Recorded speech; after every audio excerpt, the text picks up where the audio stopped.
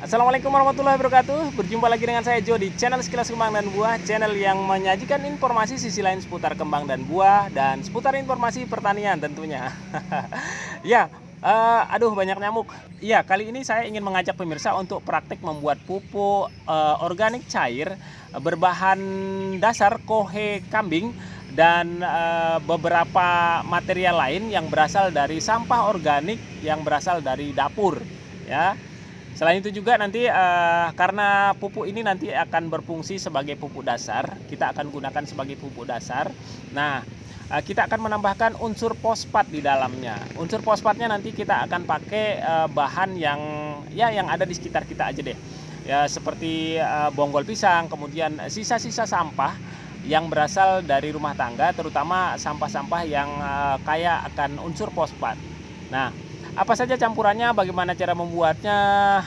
Ikuti terus videonya sampai selesai supaya nanti informasi yang pemirsa terima tidak separuh-separuh. Oke, karena banyak nyamuk, kita langsung saja ya bikin ininya, pupuknya. Sip ya, semangat!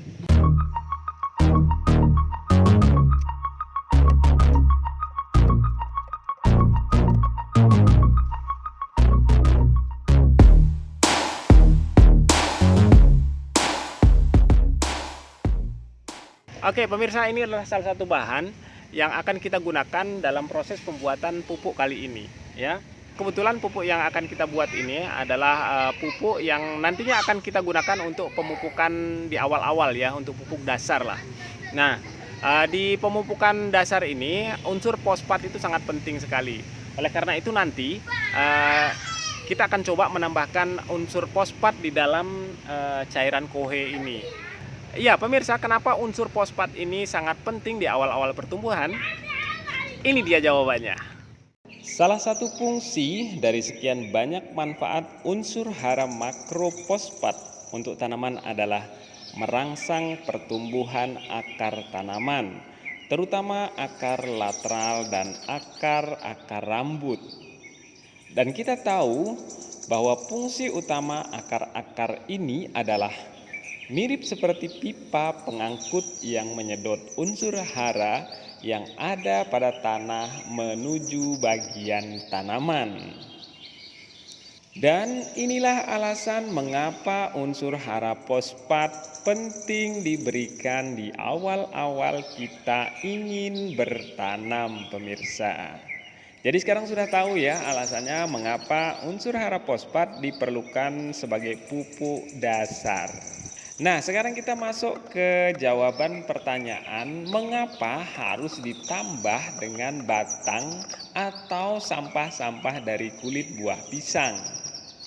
Informasinya dari batang dan kulit buah pisang kita bisa memanfaatkan kandungan fosfat yang ada di dalamnya. Karena diketahui bahwa batang pisang atau kulit buah pisang ini cukup kaya akan unsur fosfat. Iya, kali ini pupuk yang kita buat akan digunakan sebagai pupuk dasar atau menopang pertumbuhan vegetatif tanaman. Maka porsi unsur hara P yang akan kita masukkan ke dalam campuran pupuk ini tentunya harus lebih sedikit dibandingkan dengan unsur nitrogen. Itulah mengapa kohe kambing yang dalam hal ini sebagai sumber nitrogen kita perlukan lebih banyak daripada batang pisang atau sampah kulit buah pisang. Kemudian masalah jumlah atau perbandingan yang tepat dan paling efektif ini masih perlu pengkajian ya, perlu dilakukan penelitian lebih jauh lagi. Tapi pada prinsipnya di sini jika ingin digunakan untuk masa pertumbuhan vegetatif, kohenya yang dibanyakin dan bahan yang mengandung fosfatnya seperti kulit buah pisang atau batang pisangnya diberikan dengan porsi yang lebih sedikit. Begitu juga sebaliknya, jika nanti pupuk organik yang akan dibuat dari cairan kohe akan digunakan pada pertumbuhan generatif, maka tinggal dibalik aja. cairan kohenya diberikan lebih sedikit, dan unsur atau bahan baku yang mengandung unsur P-nya diberikan lebih banyak porsinya. Kira-kira begitu ya sederhananya. Baik, sekarang kita masuk ke dalam proses pembuatan pupuknya. Ya, hal-hal yang perlu kita persiapkan antara lain adalah tentunya kohe kambingnya ya, cairan kohe kambing. Iya, sarannya larutan kohe ini jangan langsung diberikan atau diaplikasikan ke tanaman ya. Ini bisa mendatangkan mudarat kepada tanaman Anda. Karena apa? Karena zat metan yang ada di dalam kohe ini masih aktif sekali. Karena ini kohe masih mentah ya, hitungannya masih mentah. Oleh karena itu, larutan kohe ini kita olah lagi, kita fermentasikan supaya nanti dia siap digunakan. Nah, salah satu proses yang akan kita lakukan ini adalah dalam rangka membuat larutan kohe ini menjadi matang dengan cara difermentasi terlebih dahulu supaya zat-zat metan yang membuat tanaman bisa dead itu ya, bisa mati seketika itu bisa dieliminasi dulu, dihilangin dulu. Bahan lain yang harus kita siapkan dalam proses pembuatan pupuk ini adalah sampah-sampah buah pisang, kemudian batang pohon pisangnya. Nah, kedua bahan ini diharapkan nanti menjadi sumber unsur hara fosfat yang kita butuhkan untuk kita berikan ke tanaman. Nah, setelah kedua bahan ini sudah siap, jangan lupa bahan lain yang kita butuhkan adalah EM4. Ya, pemirsa, porsi yang saya gunakan kali ini dalam proses pembuatan pupuk cair ini ada bahan sampah kulit buah pisangnya plus batang pisang yang sudah dicincang-cincang kurang lebih 2,5 sampai 3 kilo ini kayaknya.